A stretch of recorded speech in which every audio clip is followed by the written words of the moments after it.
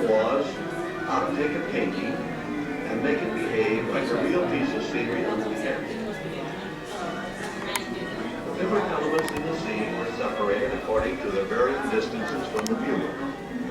With our original picture broken down in this manner, it is possible to control the relative speed with which each individual part of it moves to or away from the camera. And here now is our same moonlight scene, the way the multiplane camera sees it.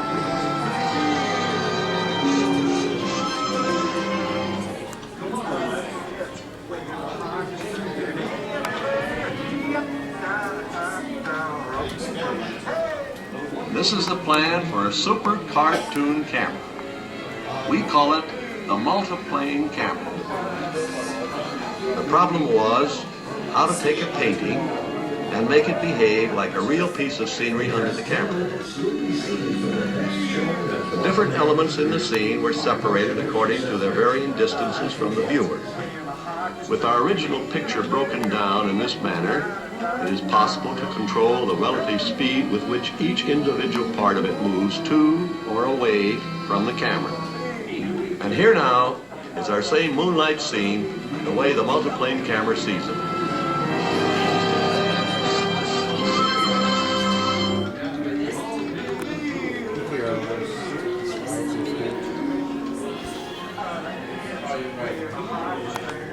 This is the plan for a super cartoon camera. We call it the multiplane camera. The problem was how to take a painting and behave like a real This is a duty here.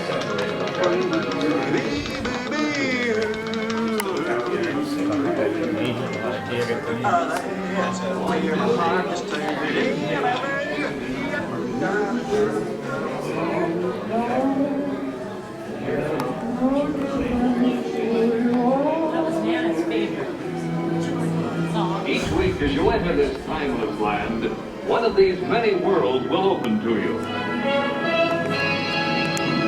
Frontierland. Tall tales and true from the legendary past. Tomorrowland. Promise of things to come. Adventureland. The wonder world of nature's own realm. Fantasyland, the happiest kingdom of them all.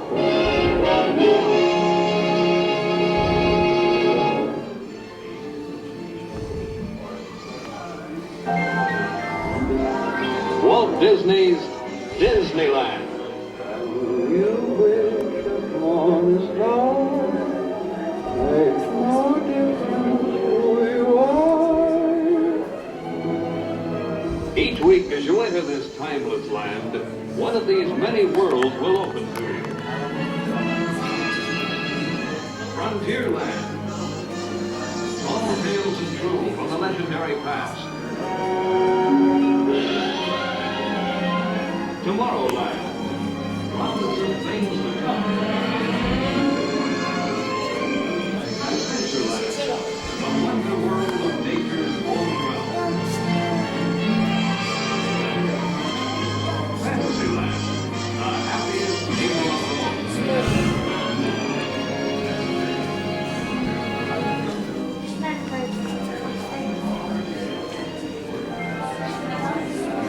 Walt Disney's Disneyland.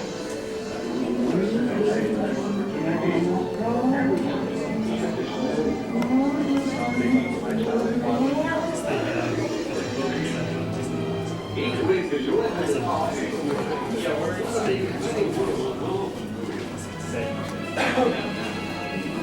Frontierland. All tales and true.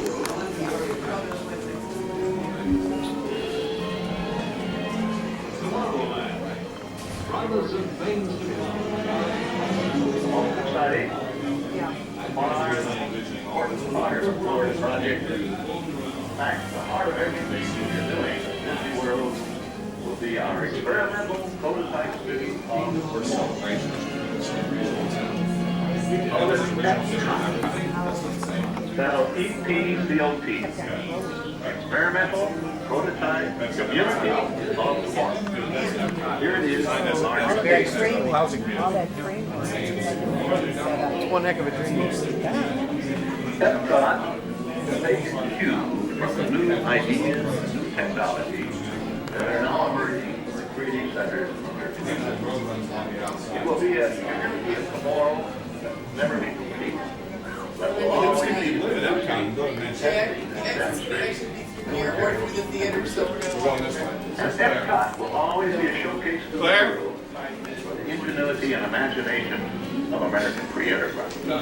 It's a once-in-a-lifetime opportunity for everyone to participate. Speaking for myself and the entire Disney organization, we're ready to go right now. In 5 minutes, we'll begin the next showing of One Man's Dream.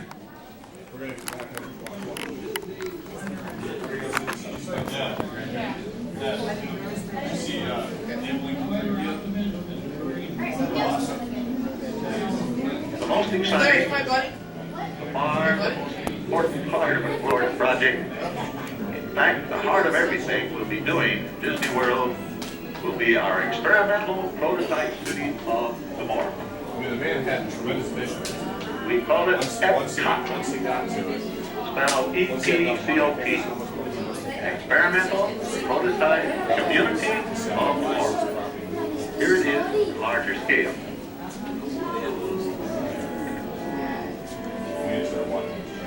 Epcot will take its cue from the new ideas and new technologies that are now emerging from the creative centers of American industry. It will be a community of tomorrow that will never be complete, but will always be introducing and testing and demonstrating new materials and new systems. And Epcot will always be a showcase to the world for the ingenuity and imagination of American free enterprise. It's a once-in-a-lifetime opportunity for everyone who participates. Speaking for myself and the entire Disney organization, we're ready to go right now.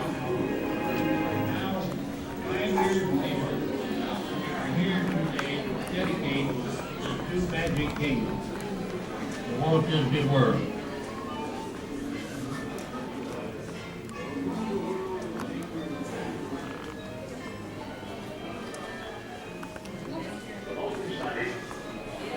Up to his death in December of 1966, Walt Disney was very deeply involved in the planning and designing of Walt Disney World. His death left those of us in charge in deep shock and questioning whether or not to proceed with this Florida project without him.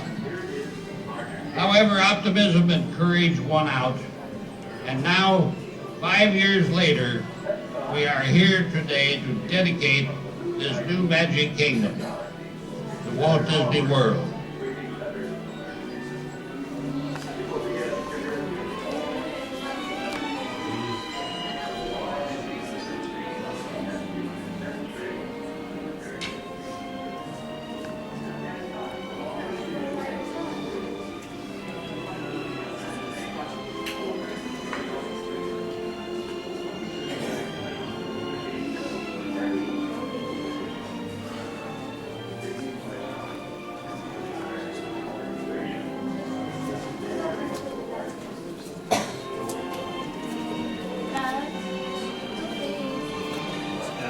Golden Galaxy's TV program. It's been a big series.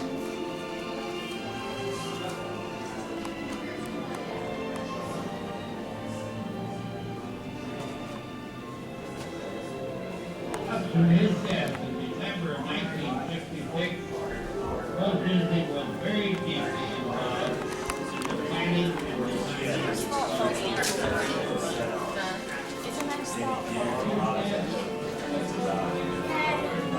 it's awesome. Magic Kingdom. I would say this one, probably will have a copy.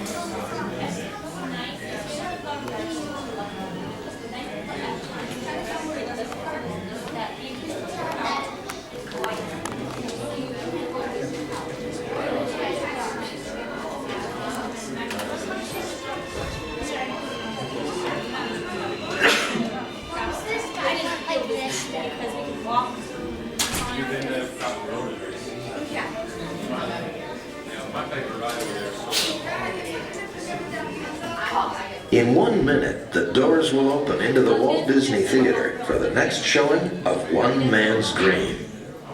This tribute features rare film footage and tape recordings from the Walt Disney Archives. Some are 50 to 70 years old, and while the quality may vary, we think you'll agree that they provide a unique and very personal look at a remarkable life.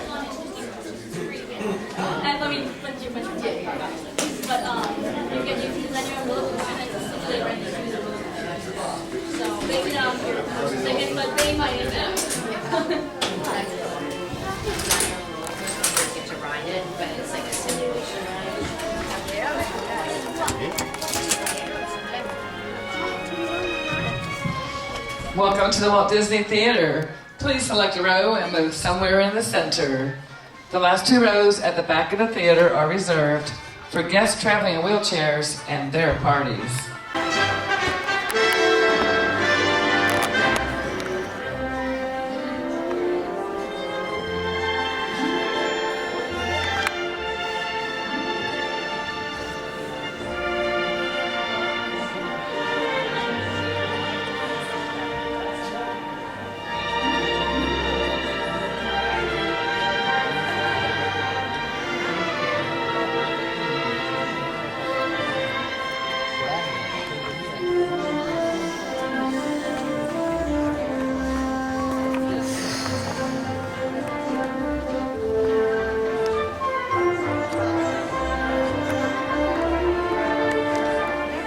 Hello and welcome to our motion picture tribute to Walt Disney.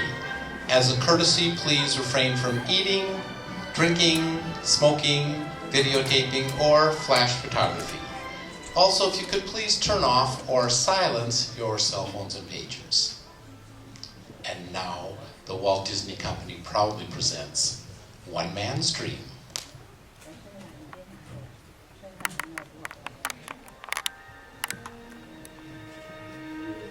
They say that Hollywood is a town built on dreams, and one of its greatest dreamers was Walt Disney. Walt believed that any height could be scaled if you knew the secret of making dreams come true. Well, he certainly knew that secret. He touched the hearts of millions of people around the world. The story of Walt's life is truly an amazing one, and no one can tell it better than Walt himself. My dad worked as a carpenter in the World's Fair buildings. He eventually ended up in Chicago as a contractor, and he was doing that when I was born, December 5th, 1901. But my dad made some money as a contractor, and he wanted to get back to the farm. And he finally ended up buying this farm in Marceline, Missouri. It was a beautiful farm, but it was not the kind of farm to make a living on. Things got pretty tough on the farm. My dad had a sickness. So my dad sold the farm, took the money, and went to Kansas City. And my dad bought this Kansas City Star route. And they gave me a route. I was about 9 or 10 when I started that.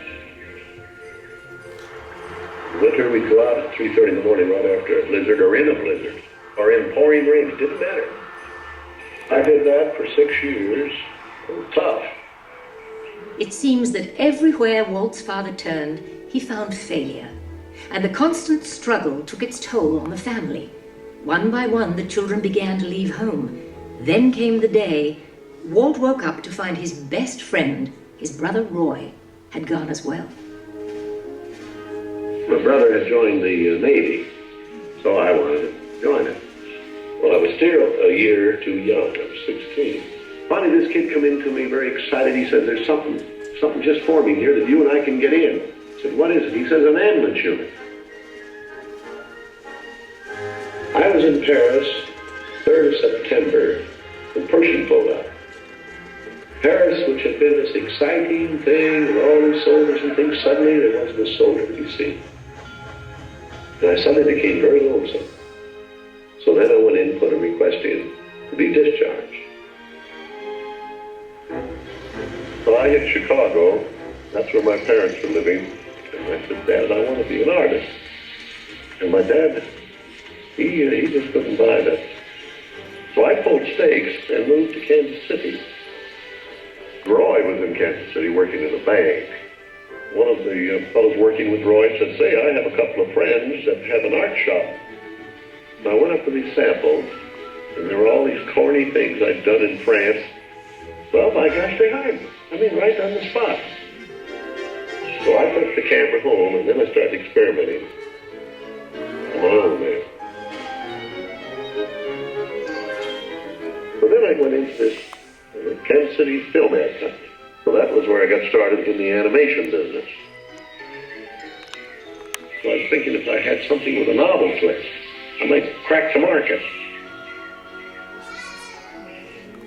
But I still couldn't get anywhere with it. I'd failed. I learned a lot out of that. And I think it's important to have a good, hard failure when you're young. I packed all my worldly goods in a cardboard suitcase. I went to Hollywood, arriving there with just $40 in my pocket from my Kansas City ventures. Now, my brother Roy was already in Los Angeles. Both of us were unemployed. We solved the problem by going into business for ourselves. We established the first animated cartoon studio in Hollywood. Walt's dream was finally coming true. He had his first commercial success, Oswald the Lucky Rabbit.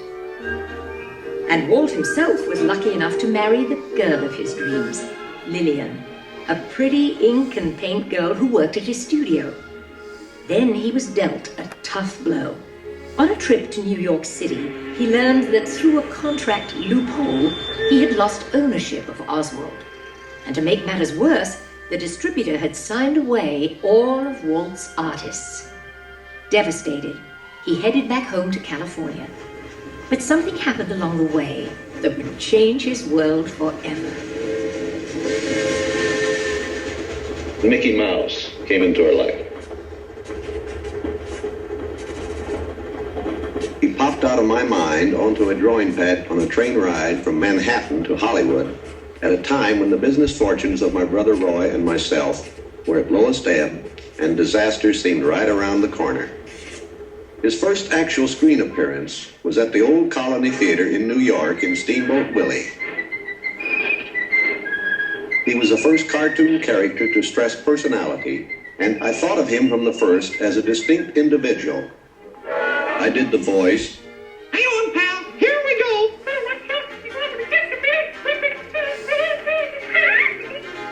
Mickey was simply a little personality assigned to the purposes of laughter.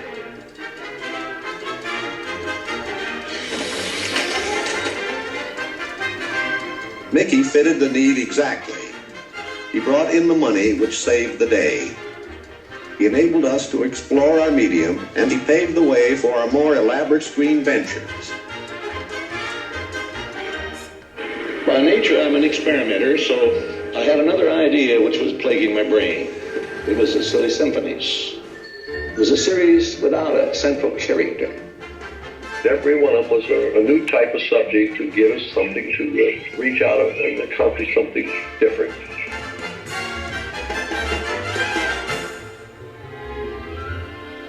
Then we started distributing both Mickey Mouse and the Silly Symphonies. It was nip and tuck, getting them out. Walt began to push himself and his artists. He worked day and night, and when he wasn't working, he was worrying about the future. And then the inevitable happened. In 1931, he suffered what he called a heck of a breakdown. So he took Lillian on the first vacation they had ever had. By the time he got back, he was a new man and ready to get back to work.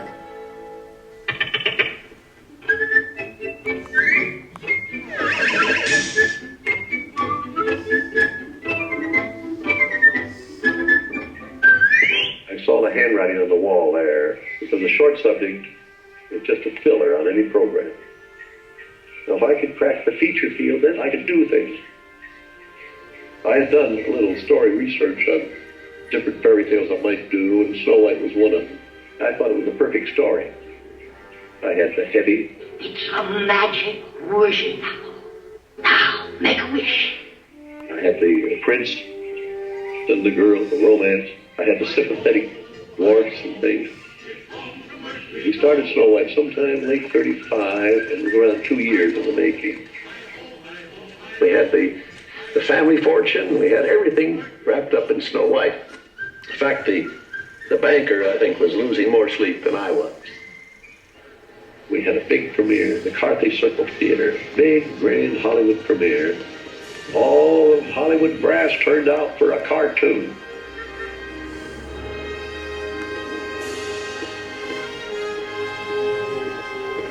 The daddy of Snow White and the Seven Dwarfs is going to be presented this beautiful statue. Isn't it bright and shiny? Oh, it's beautiful.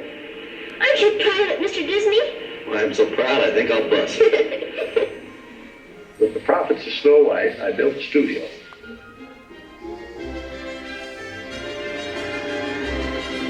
Two years later, I was almost broke. But I had all these pictures in work.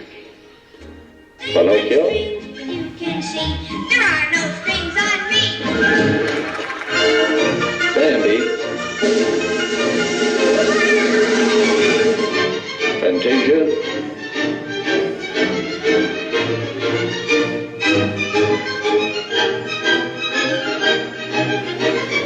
That was when the war came. The whole world was collapsing then. So many of my boys went to the service. So I just practically stopped my feature production. That's all I could do. But after the war, there was quite a problem picking up the pieces. I knew that diversifying in the business would be the salvation of it. So I tried various things. I wanted to go beyond the cartoon. And I thought if I could get into the live end, that there's things I could do. Stand by, engines.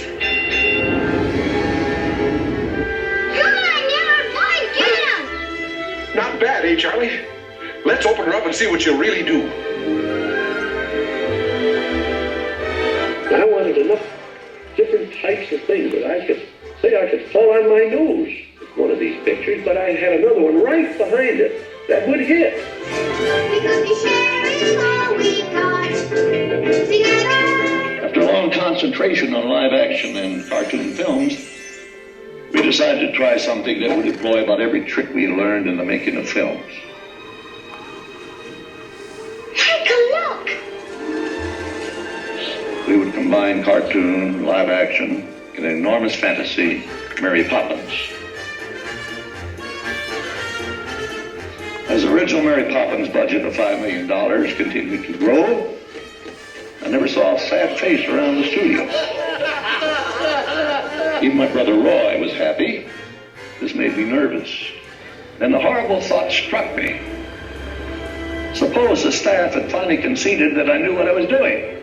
Once again, Walt Disney reinvented family entertainment, creating many of the classics we still enjoy today. But even then, he wasn't finished. He had a bigger dream in mind. Well, it came about when my daughters were very young, and Saturday was always Daddy's Day with the two daughters. So we'd start out and try to go someplace with, different things, and I would take them to the merry-go-round, and I took them different places, and as I'd sit there while they rode the merry-go-round, did all these things, I felt that there should be something built, some kind of an amusement enterprise built where the parents and the children could have fun together. So that's how Disneyland started. It takes a lot of money to make these dreams come true. And, we had everything mortgaged, including my family. I started with many ideas, threw them away, started all over again. And eventually it evolved into what you see today as Disneyland. But it all started from a daddy with two daughters wondering where he could take them, where he could have a little fun with them too. Park means a lot to me in that something that will never be finished, something that I can keep developing and adding to. Not only can I add things, but even the trees will keep growing. The thing will get more beautiful every year. And I knew that if I did anything like the park, I had to have some kind of a medium like television to let the people know about it. The world is a carousel of color. History, comedy, fantasy. There's drama and mirth. There's old Mother Earth with all of her secrets to see. Miracle of imagination. The marvels of earth, sea, and sky. These wonders untold are ours to behold in the funny world. The sunny world, the wonderful world of color. And now your host, Walt Disney. Today, I want to share with you some of our ideas for Disney World. Here in Florida, we have something special we never enjoyed at Disneyland, the blessing of size. There's enough land here to hold all the ideas and plans we can possibly imagine.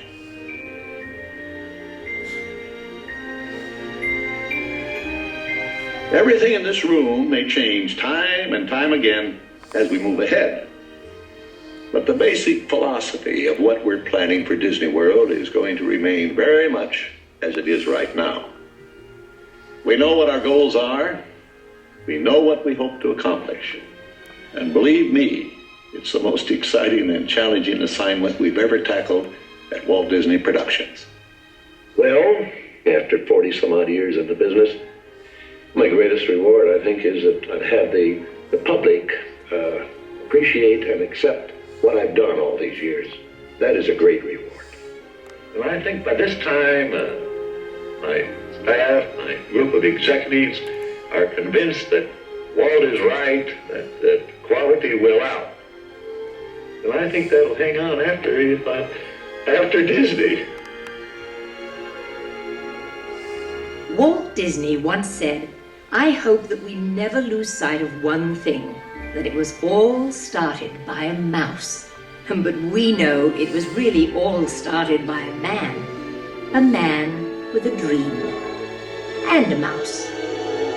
Like a bolt out of the blue, fate steps in and sees you through.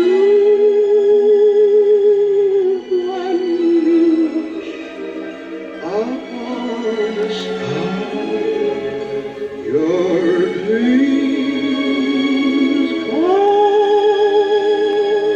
true.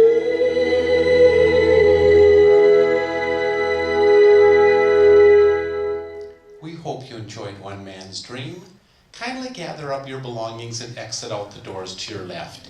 And enjoy the rest of your evening here at Disney's Hollywood Studios. Thank you so much for spending part of that evening with us. Bye, folks.